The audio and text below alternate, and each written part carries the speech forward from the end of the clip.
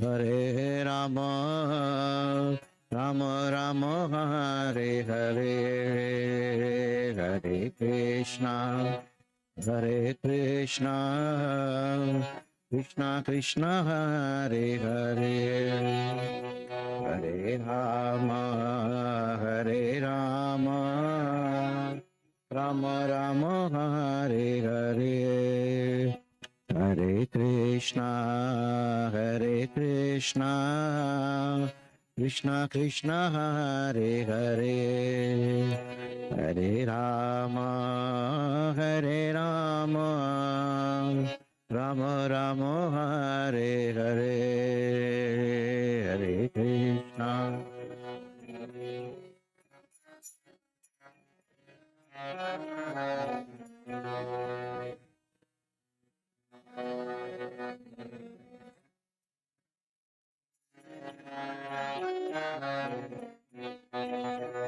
Hare Krishna, Hare Krishna, Krishna Krishna, Hare Hare, Hare Rama, Hare Rama, Rama Rama, Hare Hare, Hare Krishna, Hare Krishna, Krishna Krishna, Hare Hare, Hare Rama, Hare Rama, Rama Rama, Hare Hare, Hare Krishna, Hare Krishna, Krishna Krishna, Hare Hare, Hare Rama, Hare Rama, Rama Rama, Hare Hare, Hare Krishna, Hare Krishna, Krishna Krishna, Hare Hare, Hare Rama, Hare Rama, Rama Rama, Hare Hare, Hare Krishna, Krishna Krishna, Hare Hare, Hare Ram, Ram, Hare Hare, Hare Krishna, Krishna Krishna, Hare Hare, Hare Ram, Ram, Hare Hare, Hare Krishna, Krishna Krishna, Hare Hare, Hare Ram, Hare Krishna.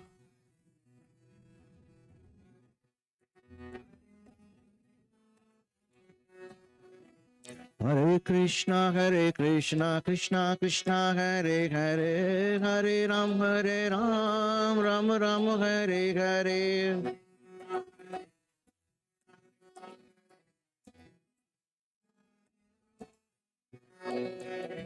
Hare Krishna, Krishna Krishna, Hare Hare, Hare Ram, Ram, Hare Hare.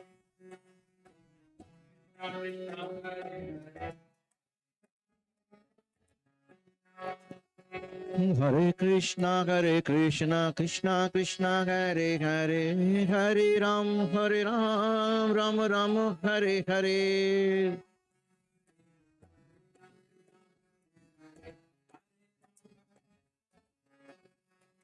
Hare Krishna, Krishna Krishna, Hare Hare, Hare Rama, Rama Rama, Hare Hare, Hare Krishna.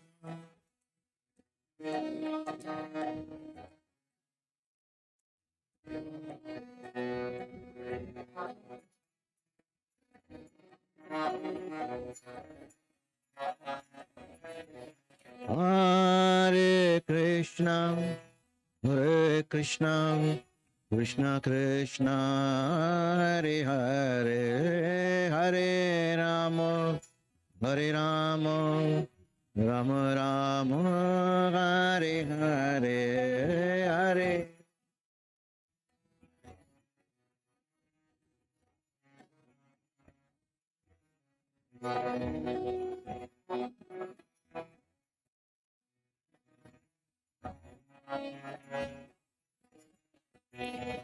Hare Krishna, Hare Krishna, Krishna Krishna, Hare Hare, Hare Rama, Hare Rama, Rama Rama, Hare Hare.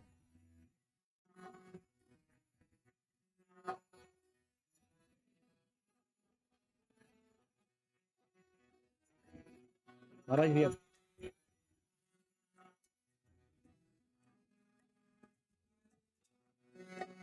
Hare Krishna, Hare Krishna, Krishna Krishna, Hare Hare, Hare Rama, Hare Rama, Rama Rama, Hare Hare, Hare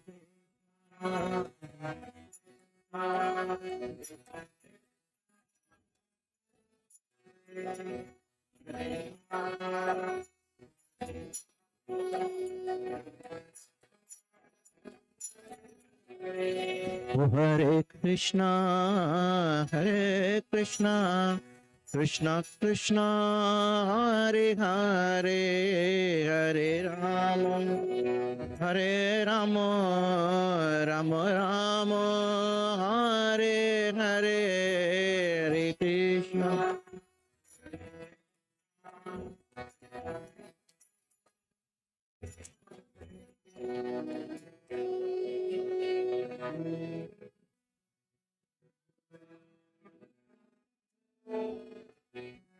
Hare Krishna, Hare Krishna, Krishna Krishna, Hare Hare, Hare Rama, Hare Rama, Rama Rama, Hare Hare, Hare Krishna, Hare Krishna, Krishna Krishna, Hare Hare, Hare Rama, Hare Rama, Rama Rama, Hare Hare.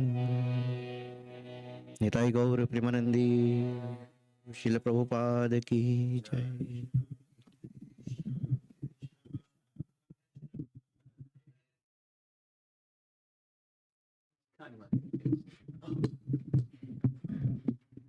You're faster than the electron. Okay.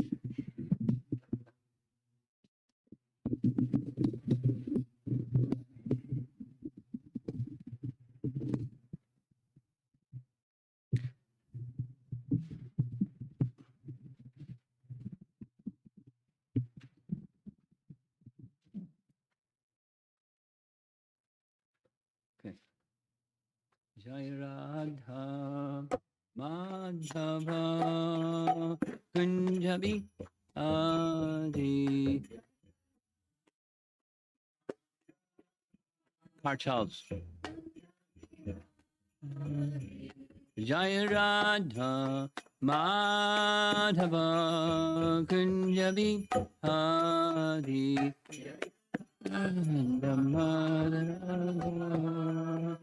Our Charles.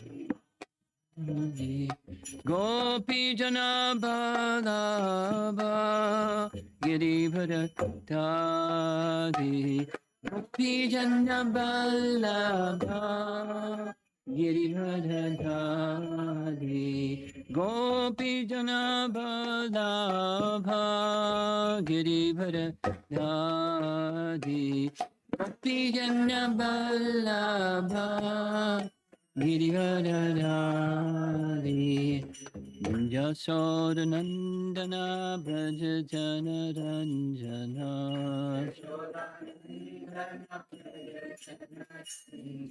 Jasodanandana Braja Jana Ranjana.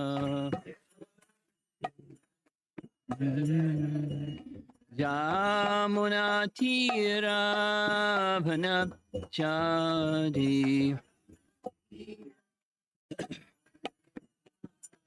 Jamuna Tira Vanapchadi.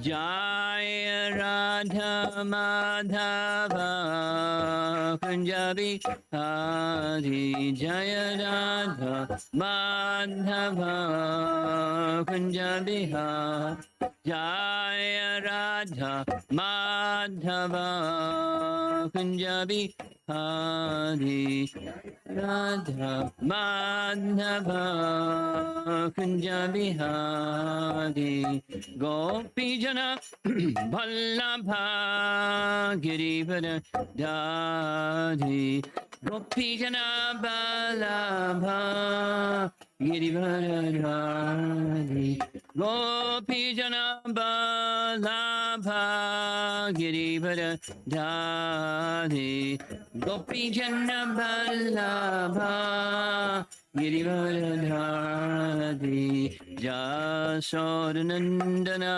Brajajanaranjana Jasodanandana Brajajanaranjana Jamuna Tiravanam Jadi Jamuna Tiravana Jadi Jaya Radha Madhava Kunjabi Adi Jaya Radha Madhava Kunjabi Jaya Radha Madhava Kunjabi Adi Madhava Kunjabi Adi Jaya Vishnupad Paramahansa Parivajagacharya Astatarasatasi Srimad His Divine Grace A.Z. Bhaktivedanta Swami Srila Prabhupada Ki Ananta Koti Vaishnavrinda Ki or Premanandi. We're getting closer. Ram Navami is around the corner. So we're reading this morning about Lord Ramachandra from Srimad Bhagavatam.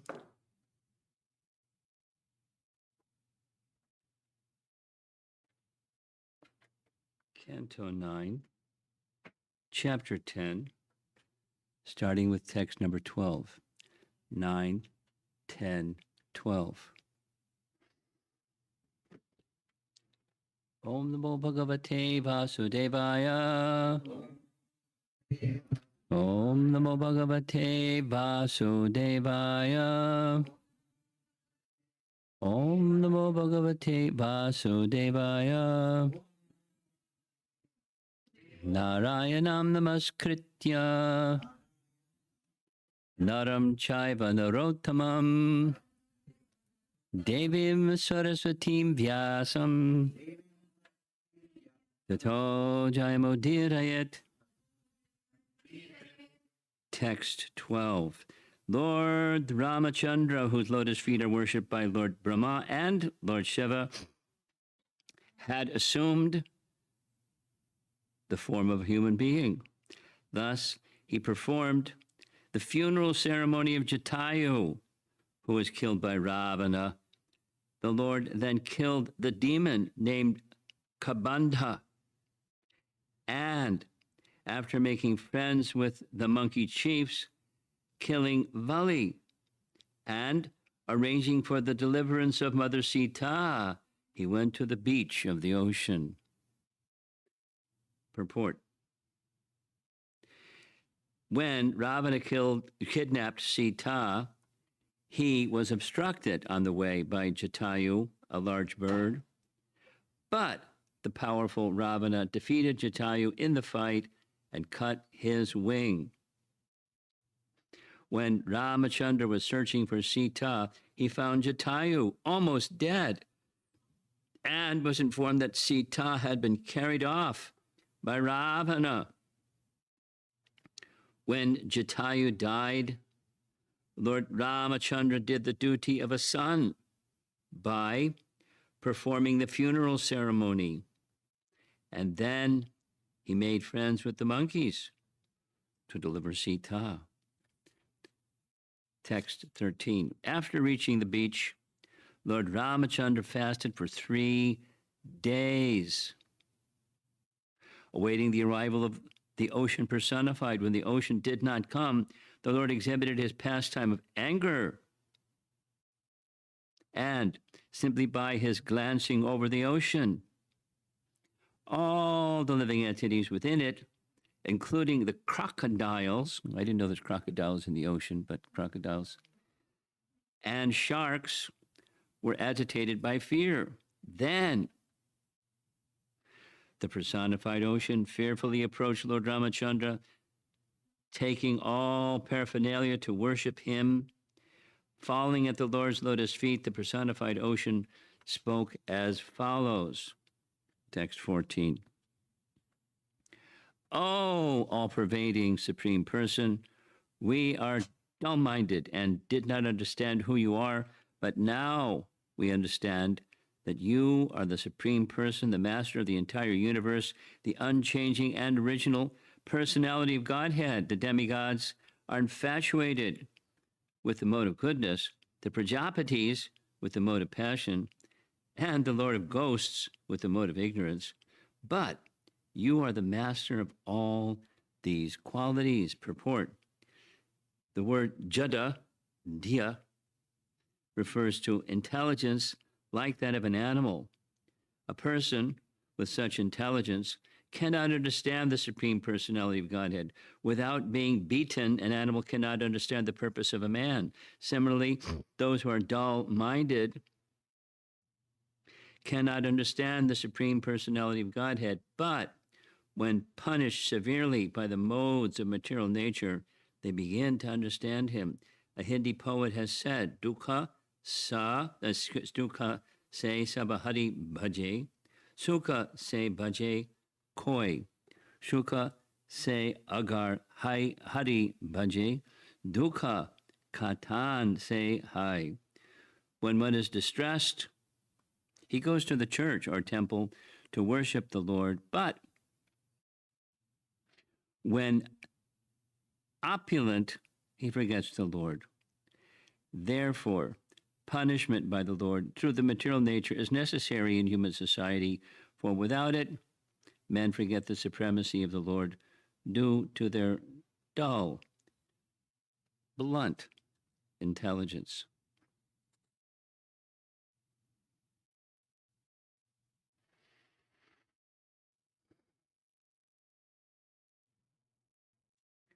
Well, one of the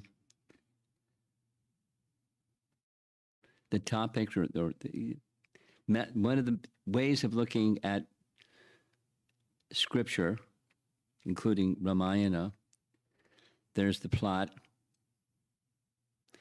there's teachings of Dharma or virtuous behavior, and its opposite, by example, through the history, the Purana or Itihasa history, the narration, the lesson of Dharma. There's lessons of Tattva, the truths about, higher truths about reality of things, the various manifestations of the Supreme, living entities, his Shaktis, the different actions of those Shaktis, and so forth and so on. Tattva, and then Rasa. So one can look at scripture, Ramayana, or any scripture in those four ways. And, the length and breadth is without limit. It's like, the ocean is a vast body of water, but has a bottom. And the transcendent doesn't have a bottom. That's been my experience. You take a topic and go. You follow the thread and follow the thread and follow the thread and follow the thread. It's a little bit like Lord Brahma trying to find his origin and climbing down the stem and dying, because by reason, there's a source of the stem. There's a flower, there's a stem, there's a source of the stem, but he couldn't find the source of the stem. And then, tapa, 3 times. Oh. And that's all he had to hear, and he knew what that meant. So he went back up the stem to the flower and sat and did tapa. And his tapa specifically was chanting of the mantra that he heard. First from Saraswati. And he chanted that mantra, and then the next mantra from Krishna's lotus flute. And then that second mantra, and then he became well acquainted with the ocean of truth, and then he spoke Sri Brahma Samhita and he built the universe. Because he, who am I and what's my duty? So the steps may look different for each one of us, will look different for each one of us, because we're individual, but the principles are universal.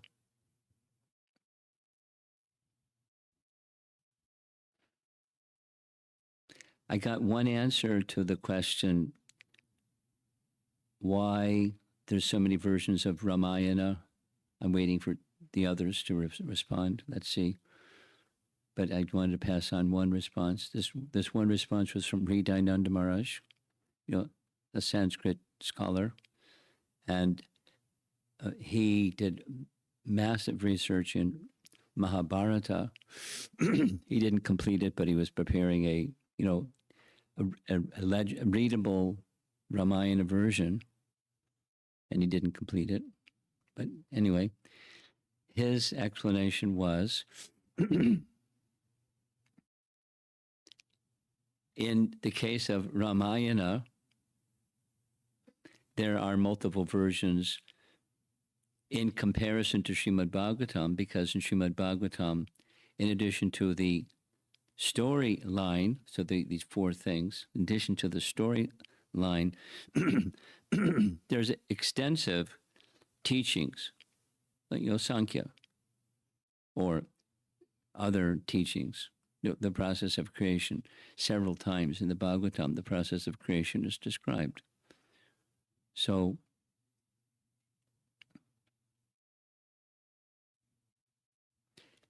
because the Bhagavatam has those strictures, or how do you write different versions of detailed teachings, therefore, this was his assessment. It's not just like, this isn't a transcendental teaching, it's an opinion. Because that was the question. And anyway, there's various versions of Ramayana because it's a story. And there's retelling of the story because different persons are retelling the story. And it's not like they didn't know the story that they heard and they're just telling a different story because they want to be an author and tell it differently. But they have some realization of the story, and that their realization is what's the different version of Ramayana. That was his explanation. That the distinction between the Bhagavatam and Ramayana, why many versions in one and not in the other, the confinements of the detailed teachings, which are, how do you describe the structure of the universe? How do you describe Vedic cosmology differently? And therefore, there's not many retellings. There are retellings of story. That was his explanation. Let's see what the other scholarly devotees write. When they write, if they write, I'll share. But that's what I got so far. And one can say it's a scholarly opinion. It's a nice idea. So back to the 4 weaving this and that and the other parts of Ramayana, or this little section that we just read,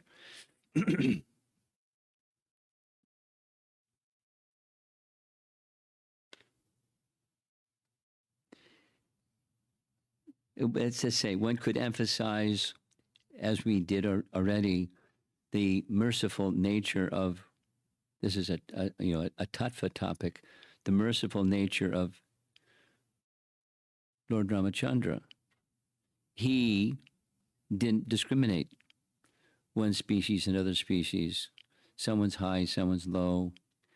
So treat the high in a high way, treat the low in a low way. Here he is with Jatayu, treating Jatayu like a human, like the son to his father, because Jatayu was elderly, super elderly, and he took the post of protecting, the elderly person's position in relation to the younger person's position, the protector. And so he stood watch, and when there was need, he took action. And his action was sacrificed his life, because Ravana was so powerful. But he, the paintings are fantastic, but the fight that Jatayu put up was intense. And, the description in Ramayana itself, intense. He was big and he was fierce, and he used his claws and he used his beak and he used everything that a vulture can use to attack its prey. But Ravana was stronger, and he had a sword. He cut off his wing, so he fell.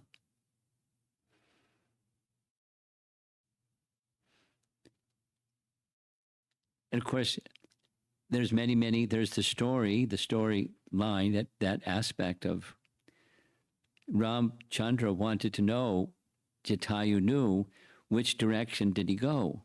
And he went south. And he was carrying Sita south.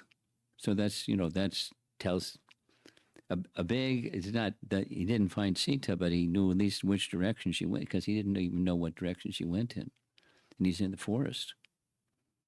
So Jatayu told him. And he gave up his life chanting Ram's name. So that there's tattva, and then there's rasa. He treated Jatayu not just like a human, but like a son to a father.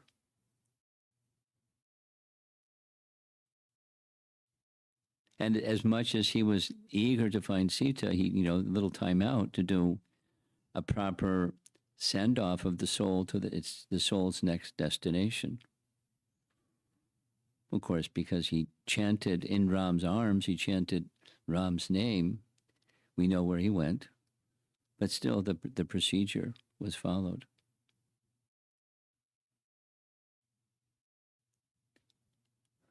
Then comes this, right after that explanation comes another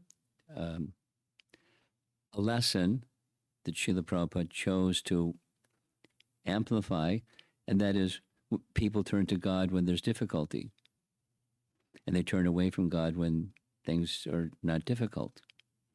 So if difficulty comes, possibly one reason is a tap on the shoulder. Don't become complacent,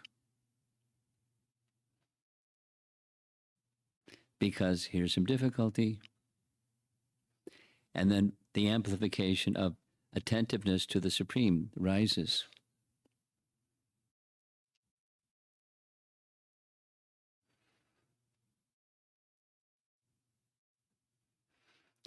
And that's a less than pure, it's a less than pure motivation, but it's just one of the realities of how people live their life.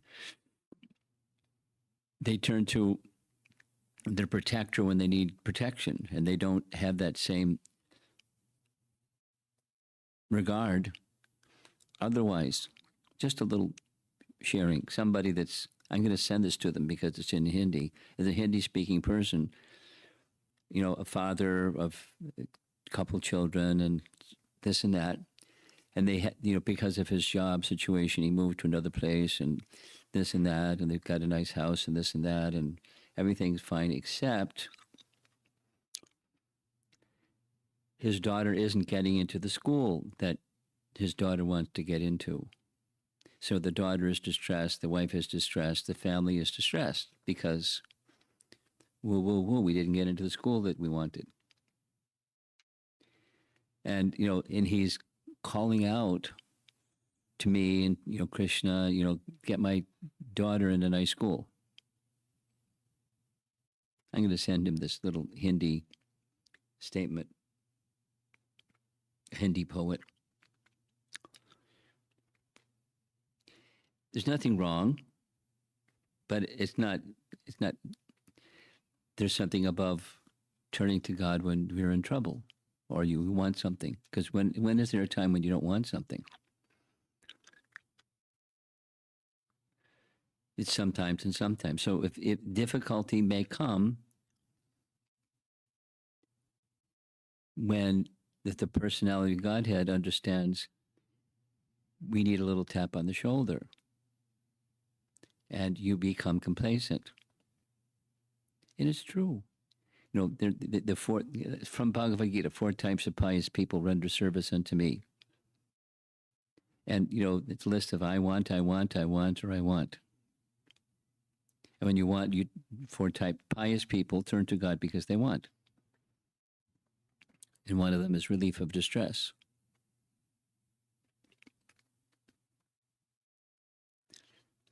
So there's nothing wrong. They're pious people. They turn to God. Better to turn to God than turning away or some other behavior or other free will option choice. So it's pious. But more than pious is service without I want. And how do you get there? Well, purification by means of regulation and following standards because they're to be followed. That's the mode of goodness path. Follow standards, do the do's and avoid the don'ts because we're to do the do's and avoid the don'ts. And that path, that sadhana of anukulyasya, sankalpa, pratikulyasya, varjanam, accept things favorable, reject things unfavorable. We do that because it's part of surrender or placing oneself in reality that I'm dependent rather than illusion, thinking I'm independent. I'll do the do's and avoid the don'ts when it's convenient. And when it's not convenient, I'll make some other choice because my convenience is what rules.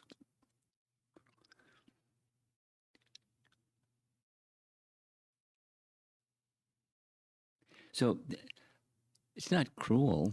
It's just there are procedures that help us become purified. And the purified state is where devotional service is spontaneous. That we no longer have rules.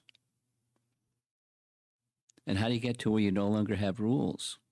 By following rules. By the mode of goodness regulation, the do's and avoid the don'ts and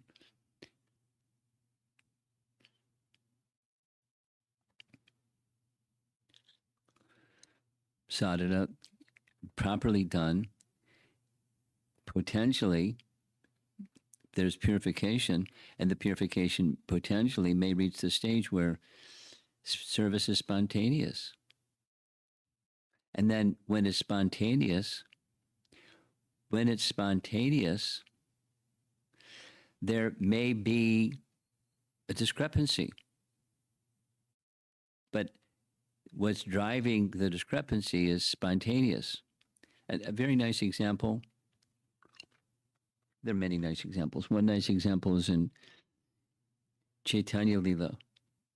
When Lord Chaitanya, as we know, he would take darshan of Jagannath in the Jagannath temple from a distance. And the distant place was Grudastamba, and he would stand by Grudastamba. I mean, I've never been in the temple. Probably many of you have been in the temple, but some distance from the altar. So he would stand behind, and from there he would, and he was tall, so he could see the deity from a distance, respectful distance. And one time, one very enthusiastic, spontaneous elderly lady wanted to see the deity, but she couldn't see the deity because people were tall and she was short. So she climbed up his back and stood on his shoulders and held onto the Grudastamba and was ecstatically looking at the deity. And Govinda, his servant, was telling the lady, "Get down." What are you doing? And she didn't pay attention. She was in spontaneous devotion to Lord Jagannath. And at a certain point in time, the mood changed, and then she realized what she was doing, and she felt very ashamed. She got down, but Lord Chaitanya, when Govinda was trying to get down, he stopped Govinda, said, if I had the devotion that she had, I'd become a pure devotee. So he was honoring the violation of proper conduct because of her, and it's right in Rupa Goswami's teachings, the writings of, but it's not one takes advantage of that or does nonsense because I'm the spontaneous devotee, so I can do whatever the heck I want. Not like that. However, when there's superseding some regulation, some restriction, arising from spontaneous devotion, then there's no reaction, there's no punishment, there's no consequence.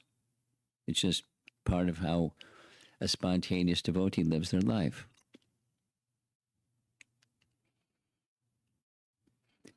Now let's go back to this little section of Ramayana.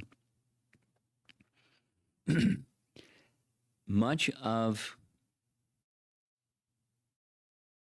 Ramayana has emphasis on proper conduct, the dharma for a living being, what's to be done, what's not to be done, in different circumstances, what's to be done, what's not to be done. There's rasa, but there's Lord Ramachandra as Maryada Purushottama. Maryada is a nice word, proper conduct. And the topmost Purusha Uttama, manifester of proper conduct or dharma, Maryada.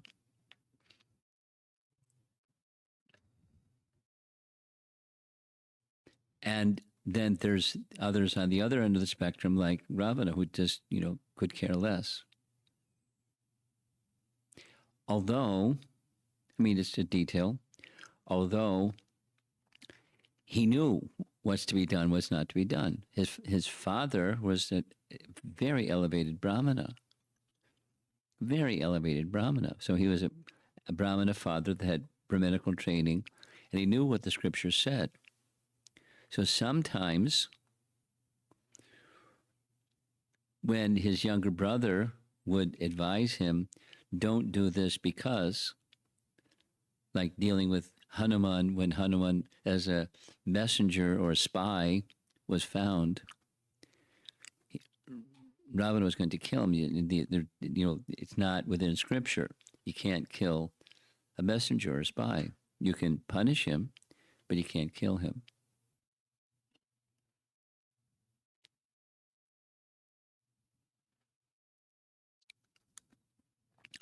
And Ravana yielded. In that particular case. In other cases, his lust was so strong he couldn't do the proper conduct activity, although he was advised even by Kumbhakarna. Anyway, there's some things that he could understand, because lust wasn't interfering, but sometimes lust was so strong he couldn't understand. And therefore he did vicious things.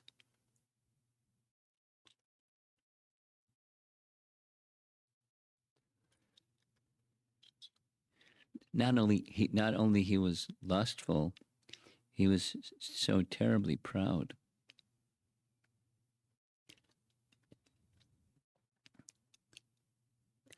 As I'll just one final thing, then we'll end. As Ramnami is coming, so Sita's appearance is also coming. And I was spending some time reviewing the differences in different Ramayanas of Sita's appearance. And one of those versions, the well-known version, is Valmiki Ramayana. And in her prior life, Sita was Vedavati. A little detail, Vedavati was the daughter of a Brahmarshi, a Brahma Rishi, just like Vishwamitra wanted to become a Brahma Rishi. Anyway, he was one. He was a direct son. Kushadhvaj was a direct son of Lord Brahma and the father of Vedavati. And when he recognized the qualification of his daughter, his father had determined that there's only one person who is qualified to marry my daughter, and that's Lord Vishnu. So she was, beautiful and this and that and the other thing, and learned it in the Vedas. That's Vedavati. So her father declined to anyone to marry his daughter except Vishnu. So one person to retaliate killed her father in his sleep. I forget the fellow's name. And when Vedavati's mother found her husband was dead, she entered into fire with her husband in her arms. So she sati, and she to attain the destination of her qualified husband, leaving Vedavati alone, unprotected. So she was okay with that because she was understanding the position that Lord Vishnu or Narayana should become my husband. So she went way up in the Himalayas and was doing tapa in a forest, long periods of time. But her body didn't deteriorate. She remained very fresh and youthful and beautiful. Goddess of fortune. And then when Ravana, zooming around in his Pushpaka Vimana, saw her down below, he came in for a landing and asked her who she was and why are you in the forest like this, engaging in meditation. Immediately, because she's truthful, she explained who she was, where she came from, and that my father wanted others to marry me, but he decided, and I am also continuing, I'll only marry Lord Vishnu. And by the way, I know who you are. I know what your intentions are. So, please go away. It was like very short soliloquy. And, Ravana being Ravana, lusty and against anyone superior to him, Vishnu, Narayan. Who is this Vishnu? I'm more powerful than Vishnu. And then he grabbed her hair to forcibly, molest her. And, she did what she did. She just used a little judo chop and cut off her hair and said, because you've touched me, I'm going to give up my body. But I'll take birth again and be the source of your destruction. And she entered into meditation, her body burst into flames, and poof, she went away. And then there's other further details. So that's just on the topic of Sita's appearance in her previous life, because goddess of, there's details and details, but she was a manifestation of Vedavati, and then therefore Sita, a manifestation of the goddess of fortune.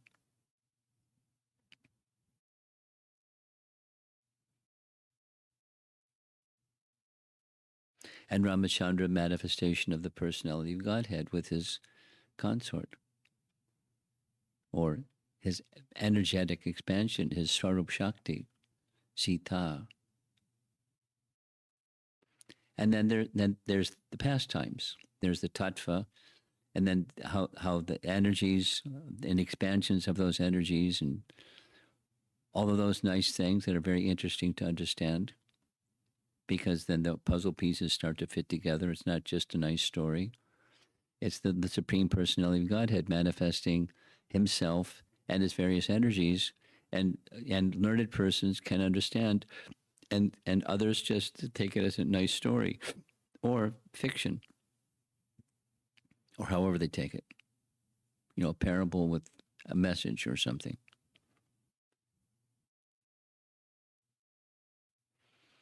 But Vaishnavas, it's not fiction.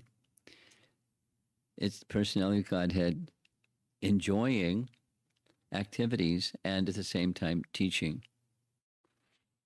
And particularly Ramachandra's pastimes are the emphasis.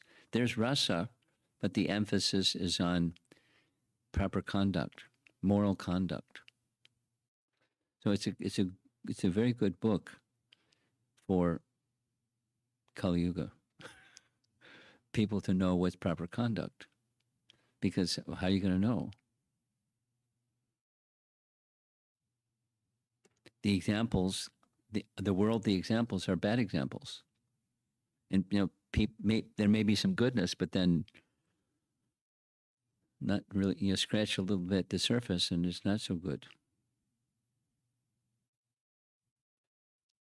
So this is a standard. Therefore, these scriptural teachings, the Puranas and the Itihasas, are very important for teaching proper conduct, and of great value. And the storyline is charming. Easy to hear, easy to narrate, easy to remember. Meditate on a particular pastime, and truths come out of that pastime, and our acharyas embellishing and enhancing the explanation through their commentaries. It's a nice way of life, with Krishna at the center, or in this case, Ramachandra at the center.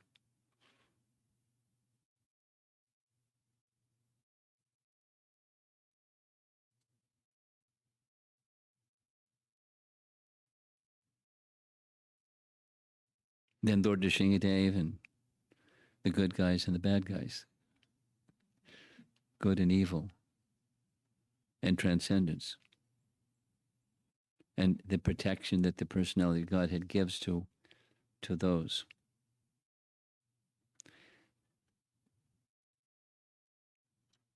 The transcendentalists. So become transcendentalists. Protection everything will be there. Everything. So let's see if there's some discussion. 12 after 8.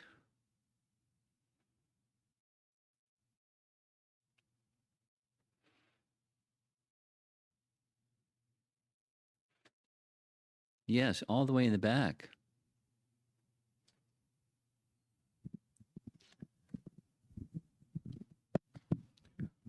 Hare Krishna Maharaj. Maharaj, my question is that we understand that the spiritual body doesn't perish. Correct. And the Supreme Lord as well as his associates, they have spiritual bodies. Now, when we hear these histories like Vedavatis. She is giving up the body. Yes. So how do we understand that? Do you have an answer? I have an answer, No, but I I don't want to have hear an what answer. your answer is. No, I don't have an answer. No? According to our acharyas that explain Vedavati's life, she's an angsa of the goddess of fortune Lakshmi. An angsa may take a material body. It's not the fullness of the goddess of fortune, but it's an angsa.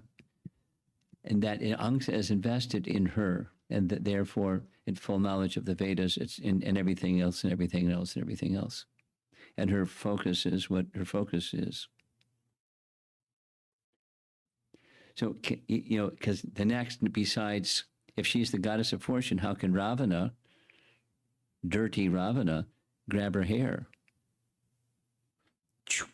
You know, you can't. But it's a pastime in which an angsa of the person of Shakti Tattva takes a material body and gives up the material body.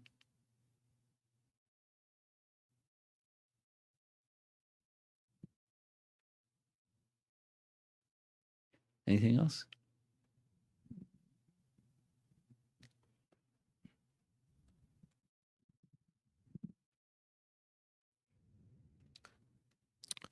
Hare Krishna Guru Maharaj.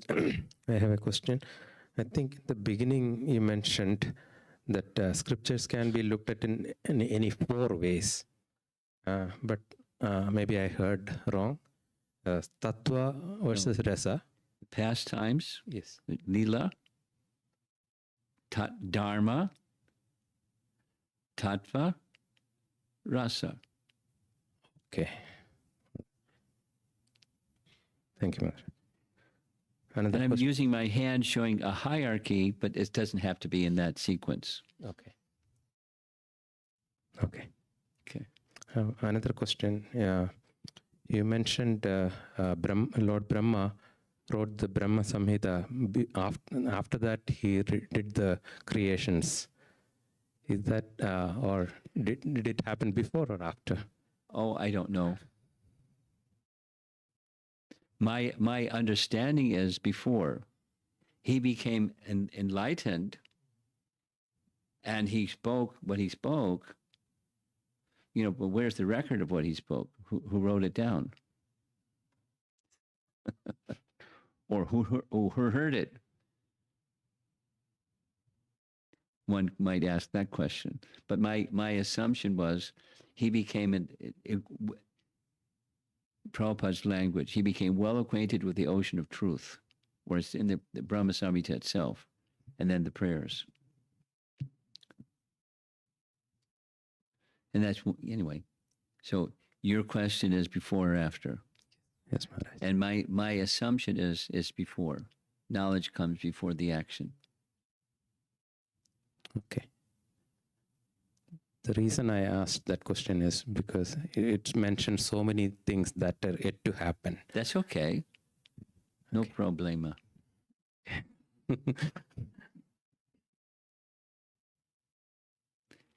Anything else?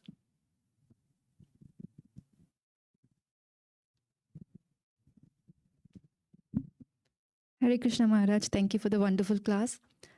Please forgive me for my ignorance, but how many years back did Ramayana happen? How many years? Ago did Ramayana Okay, take place? no, that's a nice question. My memory is very poor, but it's in a the of the cycle of 4 yugas during each Manu.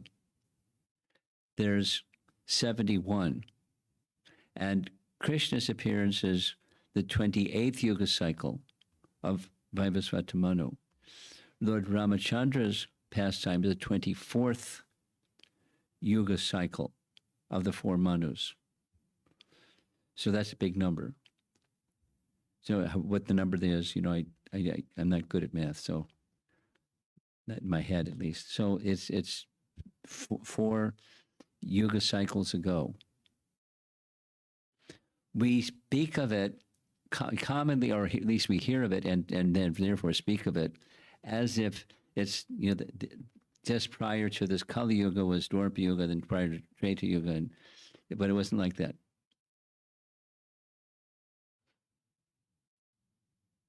Okay.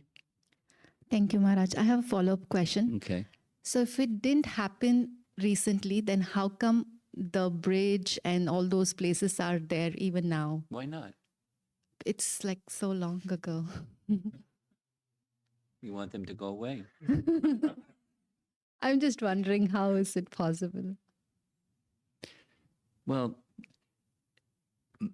like this, some topographical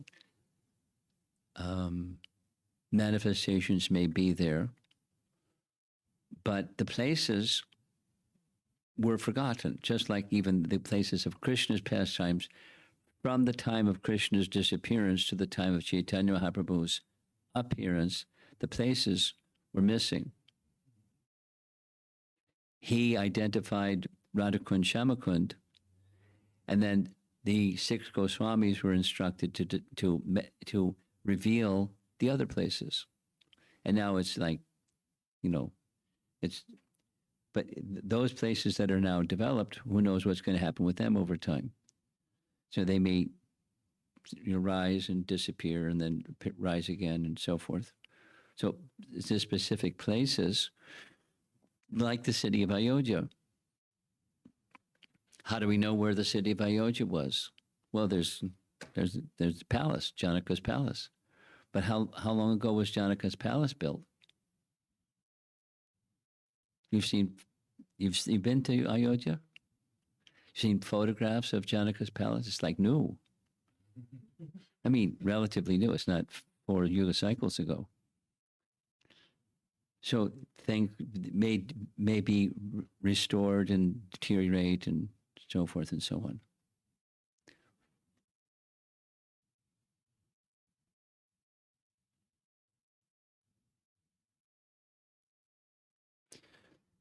So topographical plate like the bridge, there are persons, there are archaeologists that have a different view altogether.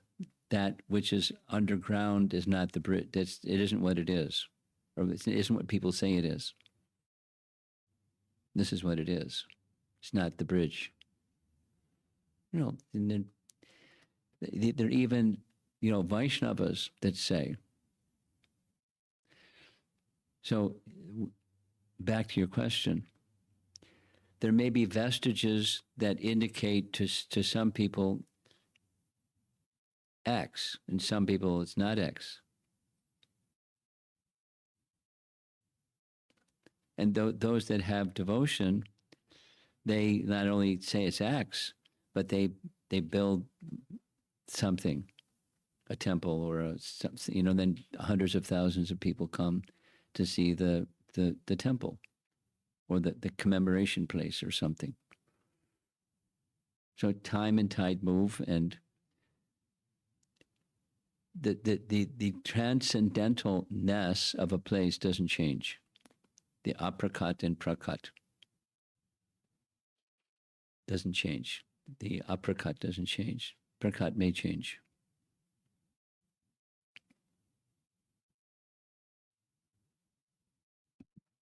Thank you, Maharaj. Okay.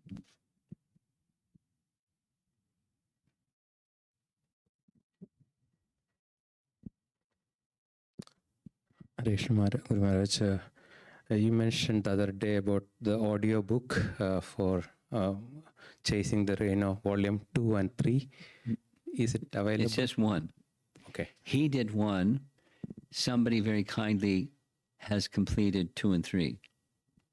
But it's not him. His voice is very nice. It's like raspy and full of emotion because he was there, and he's you can feel his feeling the event as he's narrating the event. You know, the rise and the fall and the mood and the this and the that. And, you know, there's no music. It's just his voice with pauses. And so the audio book is available online. Okay. Volume 1. Volume 2 and 3, is there any way we can get it? No, I'd have to ask the person that narrated it if they're willing to have me share it, because it wasn't done for the world. And once you start circulating these things, then who's got the steering wheel and the brake pedal? Thank you.